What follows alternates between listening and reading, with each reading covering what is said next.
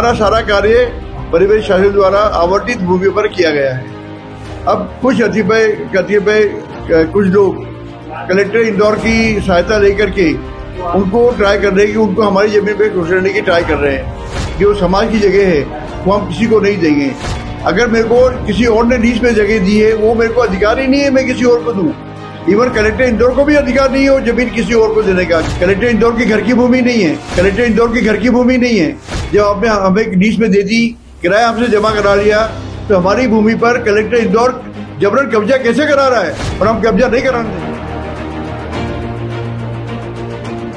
हमारा सारा कार्य परिवेश शासन द्वारा आवंटित भूमि पर किया गया है। अब कुछ कतिपय कुछ लोग कलेक्टर इंदौर की सहायता लेकर के उनको ट्राई कर रहे हैं कि उनको हमारी जमीन पे घुसने की ट्राई कर रहे हैं, जिसके लिए हमने साफ मना कर दिया कि हमारी जो समाज की जगह है वो हम किसी को नहीं देंगे। दिगंबर और सतावर जैन समाज के जितने भी लोग हैं वो सब एक हैं। सबने साफ मना कर रखा है कि हम भगवान बाबरी दिगंबर जैन ट्रस्ट गोमटगिरी को जो शासन ने भूमि दी है उसमें से एक इंच भूमि भी हम किसी और को नहीं देंगे। मैं कलेक्टर इंदौर को ये बता चुका हूँ, ये भूमि हमें शासन द्वारा आवंटित की गई है लीज के ऊपर। अगर मेरे को किसी और ने लीज पे जगह दी है वो मेरे को अधिकार ही नहीं है मैं किसी और को दूं। इवन कलेक्टर इंदौर को भी अधिकार नहीं है वो जमीन किसी और को देने का, क्योंकि वो भूमि शासकीय भूमि है, कलेक्टर इंदौर की घर की भूमि नहीं है। और एक बार उन्होंने मेरे को लीज पे दे दी है और 2041 और 2043 तक का किराया भी, लीज रेट भी जमा करा लिया उन्होंने शासकीय कोषालय में। और जितने भी इन्होंने जमा कराए उन पर उनकी सील है, शासन की सील है, कलेक्टर ऑफिस की सील है, उनकी सिग्नेचर है कि कोई बिना अनुमति किराया जमा नहीं हुआ है। उनकी सील लगे हुए चालान जो पहले मिलते थे वो चालान उन्होंने दिए हमें, सील लगा करके सही करके तब किराया जमा कराया गया है।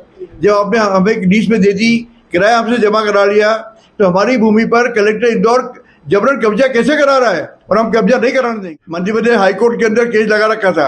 मध्य प्रदेश हाईकोर्ट ने कलेक्टर को आदेश दिए कि इनकी लीज को नवीनीकरण करा जाए, इनको लीज को रजिस्टर किया जाए। उसका भी 1 साल हो गया, कलेक्टर ने काम नहीं किया है। उसके बाद मध्य प्रदेश हाई कोर्ट ने एक आदेश दिया है कि इनकी बाउंड्री वॉल बनाई जाए, उनको पर्याप्त पुलिस दी जाए। पुलिस विभाग ने हमें पर्याप्त पुलिस दे दी 1-5 को, और 2-5 को पुलिस हटा ली। कुल 2 रोज के लिए पुलिस दी, 2 रोज में कैसे बाउंड्री बन सकती है। और ये पुलिस को हटाई, कलेक्टर इंदौर के ऑर्डर के अनुसार उन्होंने पुलिस हटा ली। और हमने वापस कलेक्टर को अभी मध्य प्रदेश हाउस न्यायालय में केस लगा रखा है, इनके अगर कंटेम्प्ट का ही केस लगा रखा है और वापस पुलिस अदालत दिए जाने की अपील कर रखी है। कलेक्टर इंदौर बोलते हैं हमें कंटेम्प्ट की परवाह नहीं करता, मैं हाईकोर्ट का कहना नहीं मानता। वो भी मैंने उच्च न्यायालय में बिल्कुल एफिडेविट दे रखा है कि इंदौर कलेक्टर बोलता है कि मैं उच्च न्यायालय की आदेश का पालन नहीं करूंगा, वही मैंने उच्च न्यायालय में अपना एफिडेविट दे रखा है। वर्तमान कलेक्टर इस चीज को मानने को तैयार नहीं, कि समाज के सेंटिमेंट्स को समझने को तैयार नहीं, वो तो सिर्फ एक तरफा चल रहे हैं। अब शासन प्रशासन के कोई आदमी आपको कह देगा तो कलेक्टर दूसरे को किसी को नहीं मानेगा क्या? वो वाली स्थिति हो रही है।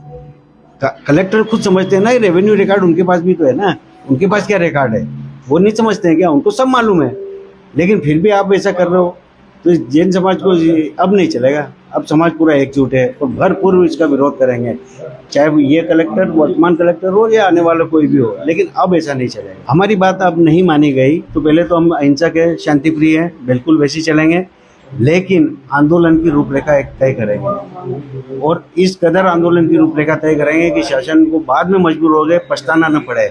चुनाव भी आने वाले हैं, ध्यान रखेगा समाज।